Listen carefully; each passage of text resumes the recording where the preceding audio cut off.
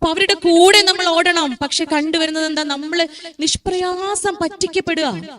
നിഷ്പ്രയാസം നമ്മൾ പറ്റിക്കപ്പെടുക. ഒരു ഉമ്മ വന്ന് പറഞ്ഞത്, മോളെ ആ കൗൺസിലിങ്ങിന് കൊണ്ടുവന്നേ. അങ്ങനെ കൗൺസിലിംഗ് ഒക്കെ കഴിഞ്ഞ് പോകുന്ന സമയത്ത് വളരെ സന്തോഷത്തിലാ ഉമ്മ പറയാണ്, ഡോക്ടർ എന്റെ ടെൻഷനൊക്കെ ഇപ്പൊ പോയി, എന്റെ മോനാണ് ഇനി ഉള്ളത്, മോന്റെ കാര്യത്തിൽ എനിക്ക് യാതൊരു ബേജാറും ഇല്ല കേട്ടോ, മോന്റെ കാര്യത്തിൽ എനിക്ക് ഒരു ടെൻഷനും ഇല്ല, കാരണം നല്ല കുട്ടിയാ. എന്നിരുന്നാലും നമ്മളെ കുട്ടികളല്ലേ, കാലം അങ്ങനെയല്ലേ.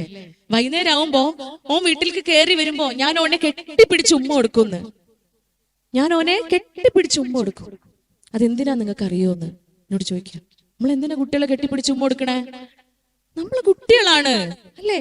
അവരെത്ര മുതിർന്നാലും, അവര് വാപ്പ വല്യാപ്പമാരായാലും നമ്മൾ ജീവിച്ചിരിക്കുന്നുണ്ടോ? നമ്മുടെ മക്കളാ.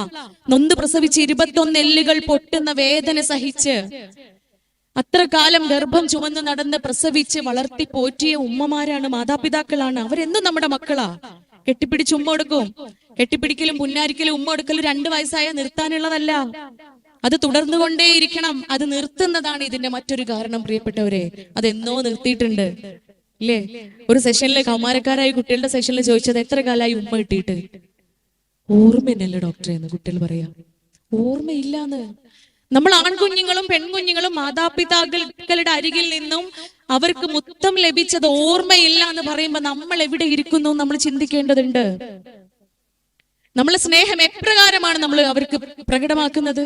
എവിടെയാണ് അത് ലഭിക്കുന്നത്? കമലാ സുരയ്യ പറഞ്ഞതുപോലെ, മാധവിക്കുട്ടി പറയാണ്, പ്രകടിപ്പിക്കാത്ത സ്നേഹവും പിശുക്കന്റെ ധനവും ഒരുപോലെയാണെന്ന്.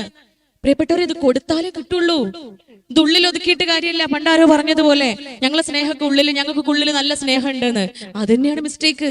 ഉള്ളിൽ വെക്കാനുള്ളതല്ല ഇത്. ഇത് തുറന്ന് പുറത്തേക്ക് കൊടുക്കണം. ഐ ലവ് യു എന്ന് പറയാൻ പഠിക്കണം.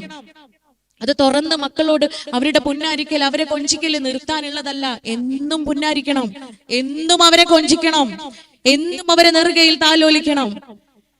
സ്വാഭാവികമായും എന്തിനാ ഞാൻ എന്റെ കുട്ടിക്ക് ഉമ്മ കൊടുക്കണേ എന്നുള്ള ആ ഉമ്മയുടെ ചോദ്യത്തിന് മുമ്പില് നമുക്ക് എല്ലാവർക്കും ഒരുപാട് ഉത്തരങ്ങളുണ്ട്. നിരവധി ഉത്തരങ്ങൾ നമ്മുടെ മുമ്പിലുണ്ട്. എന്റെ കുട്ടി ആയതുകൊണ്ടാ, അത്രയും ഞാൻ സ്നേഹിക്കുന്നത് കൊണ്ടാ ഉമ്മ കൊടുക്കുന്നത്. പക്ഷെ ആ ഉമ്മയ്ക്ക് 2 ഉത്തരങ്ങൾ ഉണ്ടായിരുന്നു. ആ മാതാവ് പറയാണ്, ഞാൻ ഉമ്മ കൊടുക്കണതേ ഓനോടുള്ള എന്റെ അകമഴിഞ്ഞ സ്നേഹം കൊണ്ട് മാത്രല്ല ഡോക്ടറെ. ഞാൻ ഉമ്മ കൊടുക്കുമ്പോ, കെട്ടിപ്പിടിച്ച് ഓനെ ഞാൻ ഉമ്മ കൊടുക്കുന്ന സമയത്ത് ഓന്റെ വായ എനിക്ക് മണക്കാൻ പറ്റുമല്ലോ, അതിനും കൂടെ വേണ്ടിയിട്ടാണ് എന്ന്. നല്ല ബുദ്ധിയുള്ള ഉമ്മ അല്ലേ? ആ ഉമ്മാന്റെ ബുദ്ധി നിങ്ങളൊന്ന് ആലോചിച്ച് നോക്കി. ആ ഉമ്മയെ പോലെ ബുദ്ധിയുള്ളവൾ ആവേണ്ടതുണ്ട്. നമ്മള് ക്ലവർ ആവണം. ഉമ്മയും ഉപ്പയും അല്പസ്വല്പം ബുദ്ധിയും ക്ലാരിറ്റിയും ഒക്കെ ഉണ്ടെങ്കിൽ മാത്രമേ, കുറച്ച് കൂർമ്മ ബുദ്ധിയും കൂടെ കൂട്ടിച്ചേർത്താൽ മാത്രമേ നമുക്ക് ഇതിൽ നിന്ന് മക്കളെ രക്ഷിക്കാൻ പറ്റുള്ളൂ.